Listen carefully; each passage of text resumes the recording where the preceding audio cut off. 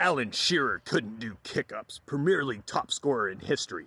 Alan is better than you at football. He was a target man, so he would have to control the ball from high balls.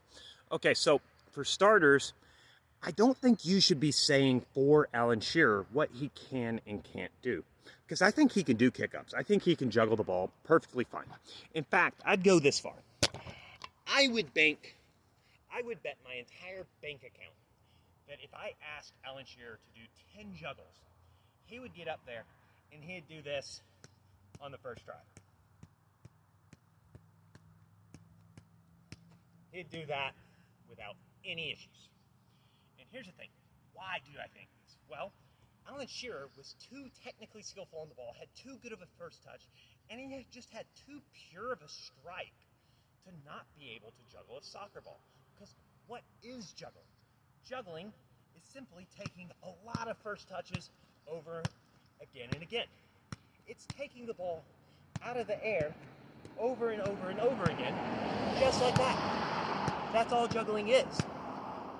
So, hypothetically, let's say there was a player that intentionally never practiced juggling. They made a point to never practice juggling. But they practiced soccer enough and got good skillfully enough and got their touch good enough that they managed to make it to the professional level.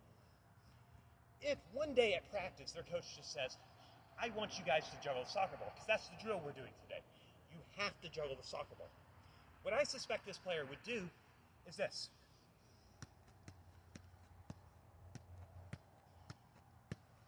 They would juggle instinctively because their touch is too good to not be able to juggle.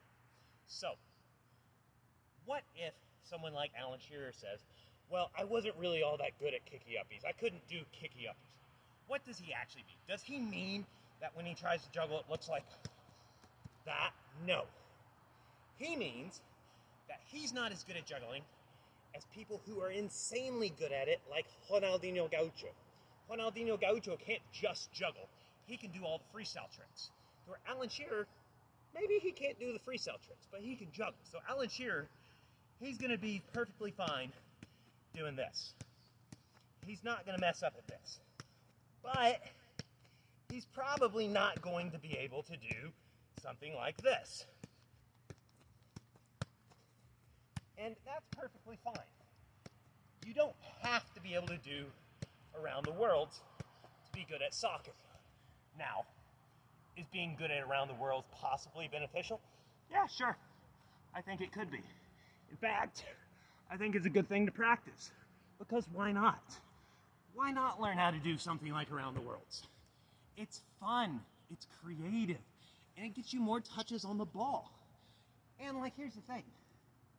Yeah, I don't think there are many professional soccer players that can do this, but there are some, and it definitely doesn't hurt you to be able to get good at this. So, the thing is all of you out there talking about how you don't need to know how to juggle to be good at soccer. You don't need to know how to do this. Insert player doesn't know how to juggle. I don't think you actually know what you're talking about, or you even believe that.